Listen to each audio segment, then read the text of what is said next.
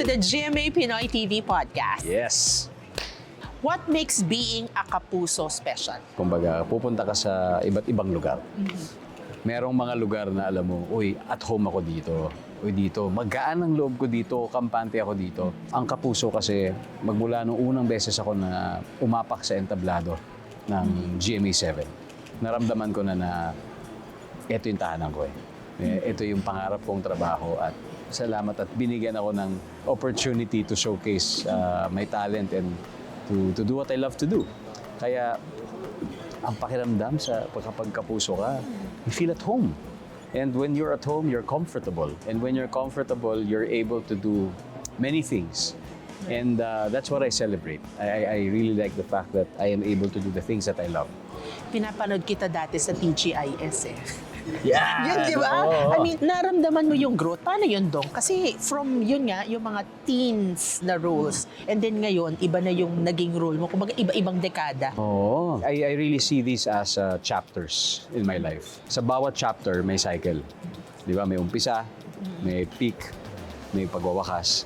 Tapos paulit-ulit yan. And etong mga to ay, ito yung mga chapters din na dumaan sa akin, yung mga roles na nagampanan ko. Nung panahon na yon, ang mahalaga lang ay kailangan ibigay mo yung todo mo, di ba? So, sa mga roles na yan, kung yun lang naman yung alam kong gawin, sige, go! And siguro, habang tumatanda din ako, nag-grow din yung mga, siyempre, responsibilities. Nag-grow din yung mga roles na pwede kong gampanan.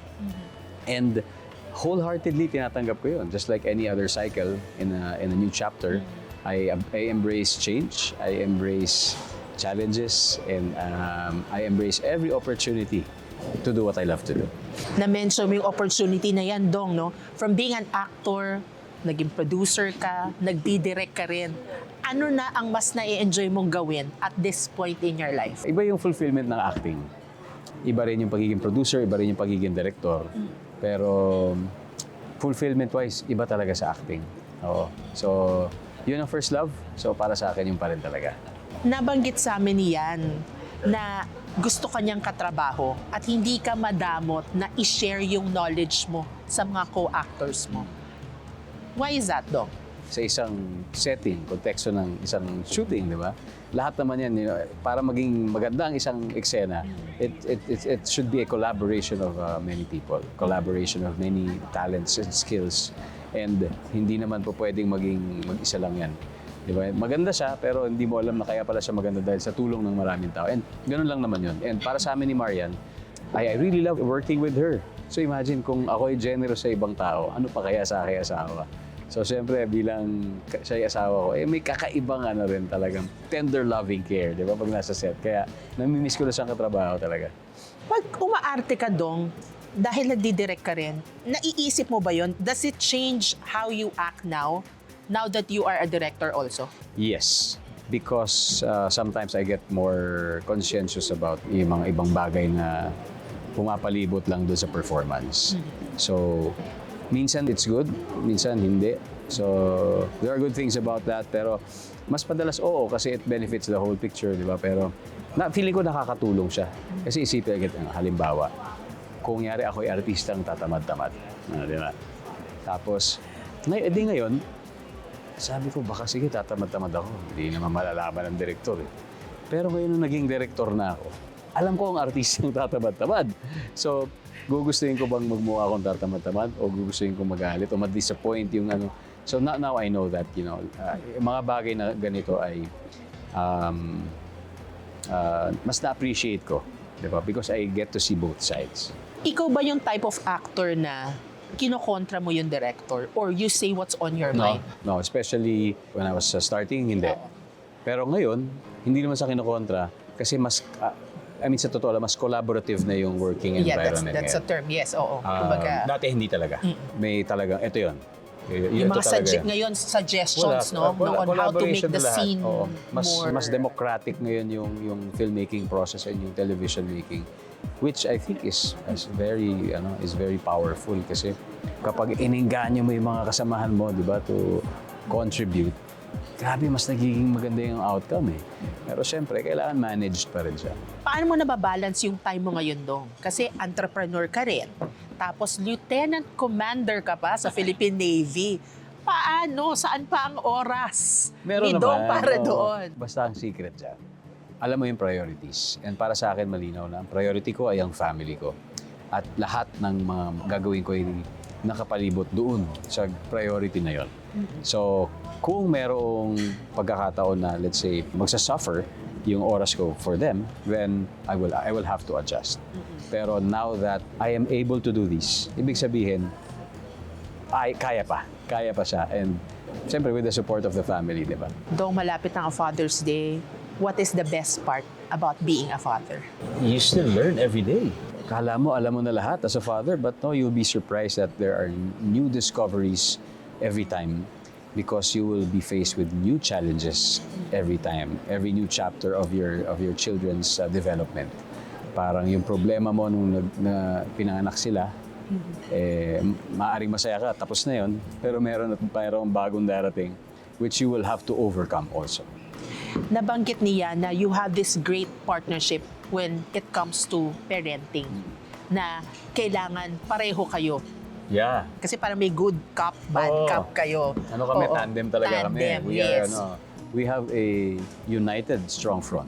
Yan yung tawag namin. Kailangan talaga solid kami. And ganun talaga kasi pag klaro naman yung yung values, kapag klaro naman yung direksyon, mas madali para sa lahat. And yun yung gusto ko sa aming samahan dahil we treat it really like a partnership. Di ba? What is the greatest challenge for you when it comes to parenting? Iba-iba kasi yung iba-iba yung how kids react, 'di ba, to different stimulus or iba-ibang rules or iba-iba yung reaction nila. So you will just really have to manage that. 'Di ba, kung paano nila maiintindihan to, paano nila ma-appreciate itong bagay na ito, na hindi nagbabago yung values ng pamilya. So, yun ang talaga, ibabalance mo lang talaga. Pero disciplinarian ka ba, Dong? Or malambot ang puso mo when it comes sa... Mas madalas kasi ako yung wala sa bahay. So, si Marian yung assign sa pagiging disciplinarian. Pero ngayon na siya yung busy, nagtataping siya eh. Ako yung madalas sa bahay. Parang sinusubukan ko maging disciplinarian, pero hindi. Ano naman sila? Very, very well trained, I must say. Anong lesson ang natutunan mo from your father na gusto mong matutunan din ng mga anak mo? Even early on, yung mga magulang ko ay nag-instill talaga ng itong mga principles and values sa akin na nagagamit ko hanggang ngayon dito sa trabaho ko. Yun yung number one, of course, yung integrity, di ba? Nandyan yung resilience, ability to become resilient, yung value of discipline, yung pagkakaroon ng honor, and most importantly, yung loyalty. These 5 principles and values. Noon pa lang yun talaga yung solid na ini-inculcate sa akin. Pero para sa akin, yun din ang gusto kong maibahagi sa kanila. How? I may not have the exact answer yet, pero naka-incorporate na yun sa mga everyday na ginagawa namin sa pamamagitan ng pagmumodel sa aming mga anak. Yeah, and both you and Marian are great models for your kids. Congratulations Thank you. on that, Dong. At ito na, message lang sa ating Global Pinoys na laging sumusuporta sa'yo and yung ating Global Pinoys all over the world. Sa ating mga Global Pinoys, sa ating mga kapuso, maraming salamat at parati po kayong nandyan para sa Kapuso Network. Masaya po akong ibalita sa inyo na magsisimula ang aking bagong chapter dito sa Kapuso. At mapapanood niyo pa ako dito sa ating napakaraming magagandang Kapuso shows. So please continue to watch Family Feud. Everyday napapanood natin dyan globally. Amazing Earth and soon ang The Voice. Diba? The Voice Kids, mapapanood niyo na rin at mga teleserye. So muli, maraming salamat sa inyo mga Kapuso. Thank you, Dong. And congratulations again for being a Kapuso. Yeah. Ayan.